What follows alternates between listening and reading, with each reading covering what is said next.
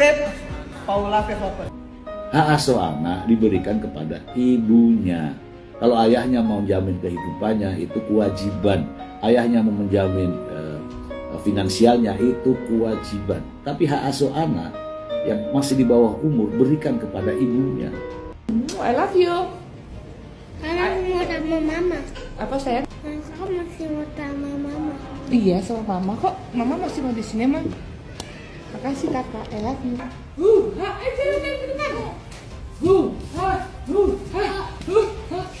Oke, caranya mama. Pengakuan dari saudara Baim bahwa dia mencium perempuan lain. Banyak yang sudah dibantu oleh Bang Hotman. Salah satunya adalah Paula Verhoeven. Mama minta maaf ya. Mama sayang sama Adi ya. Sama kakak ya. Iya. Iya. Ingat pokoknya apapun yang adik dengar di luar sana, mama sayang sekali sama adik ya. Dengan berani saya bilang Mbak Imi manipulatif. Kenapa? Karena pernah terjadi sama saya urusan pekerjaan dia seperti itu gitu. Karena saya melihatnya ada sesuatu yang ini sangat terindikasi sangat memanipulasi dan mengkondisikan perempuan dilemahkan. Saya bicara ini bukan hanya untuk seorang Paula Verhoeven, tapi saya bicara untuk perempuan-perempuan lain semoga tidak mengalami atau memiliki suami yang seperti ini, yang menjelek-jelekan istrinya sendiri. Meskipun sudah pisah juga dengan indah. Bukan dari Ibu Paula didampingi oleh penasihat hukumnya datang ke Komnas Perempuan untuk mengadukan permasalahan yang Bu Paula alami. Bu Paula menyampaikan bahwa sebagai istri yang sekarang dalam proses perceraian, masih ada proses banding, katanya sedang memproses banding, merasa mendapatkan kekerasan dari beberapa pihak. Satu, dia sebagai istri dapat kekerasan dari suaminya. Kemudian juga dia dalam proses persidangan itu juga merasa mendapatkan kekerasan. Paula datang tiba-tiba dari kubu Baim bilang KPAI tidak boleh ikut campur. Gimana Bang menurut kata Bang nih? Kalau dari kubu pihak Baim menyatakan kayak gitu, itu yang bisa kita analogikan, itu yang namanya intimidasi. Di negara kita yang memang menjunjung ajas kemerdekaan, hak warga negara menentukan saluran yang memang diyakini negara itu mampu melindungi hak-haknya. Jadi kalau memang Paula Verhoeven itu mendatangi Komisi Perlindungan Wanita, Komnas Perempuan, itu haknya dia.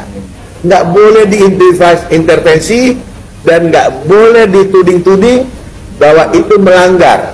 Itu salah justru, karena di atas itu semua ada hak asasi manusia yang tertinggi daripada segala aturan yang ada. Nggak boleh dilarang hak asasi seseorang untuk datang ke Komisi Komnas Perempuan, nggak bisa. Assalamualaikum warahmatullahi wabarakatuh. Bertemu kembali dengan saya Irma Suryani di Irma Suryani Bicara. Saya anggota DPR RI Komisi 9. Saya bangga dengan abang ini, ternyata dia banyak sekali membantu masyarakat melalui proses pro bono. Ya, banyak yang sudah dibantu oleh Bang Hotman. Salah satunya adalah Paula Verhoeven. Save Paula Verhoeven. Aku bukan pengacara dia loh. Nggak ada masalah. Saya hanya memviralkan wacana hukum. Tidak ada masalah. Tetapi Bapak, Anda sudah menghormati seorang perempuan yang sedang mencari keadilan.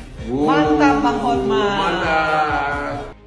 Tak disangka, Paula menjadi pihak yang mendapat dukungan dari anggota DPR Bu Irma, serta pengacara ternama Hotman Paris. Meskipun pihak Baim telah menyebarkan isu buruk soal Paula, seperti menuduh Paula selingkuh, bahkan memiliki penyakit HIV, namun masih banyak pihak yang mendukung Paula untuk mendapatkan keadilan. Bahkan, pihak yang mendukung Paula bukan orang sembarangan. Paula juga kini telah berani melaporkan Baim atas tuduhan KDRT, di mana Paula akan memberikan bukti KDRT Baim dengan melampirkan hasil visum pemeriksaan psikologis dari Paula yang merasa trauma atas apa yang terjadi selama Paula menikah dengan Baim.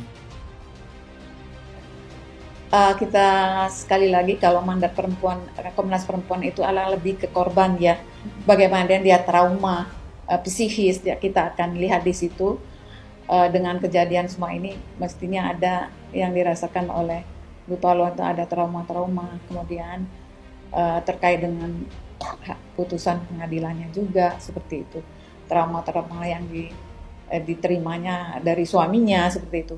Walaupun itu sudah lalu, tapi kita tahu bahwa kalau fisik mungkin udah hilang, mungkin misalkan lebamnya atau lain, tetapi psikis itu biasanya dia akan masih melekat ketika tidak dirawat, diperbaiki atau diobati seperti itu. Karena itu psikis, itu ada visum tertentunya.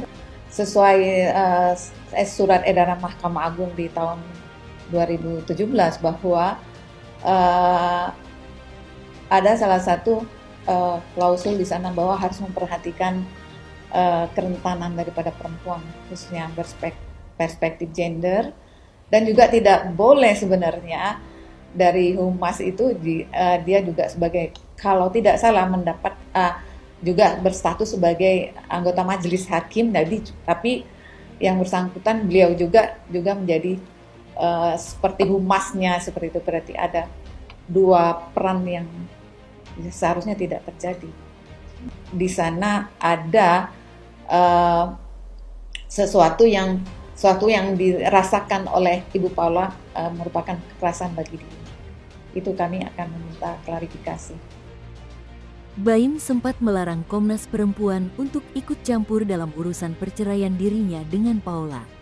Namun, sikap Baim tersebut mendapat tanggapan menohok dari pengacara Togar Situmorang.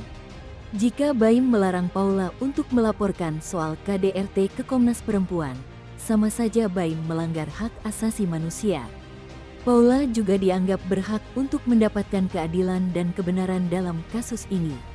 Akibat sikap Baim yang melarang Komnas Perempuan untuk ikut campur, menjadi bahan kecurigaan beberapa pihak.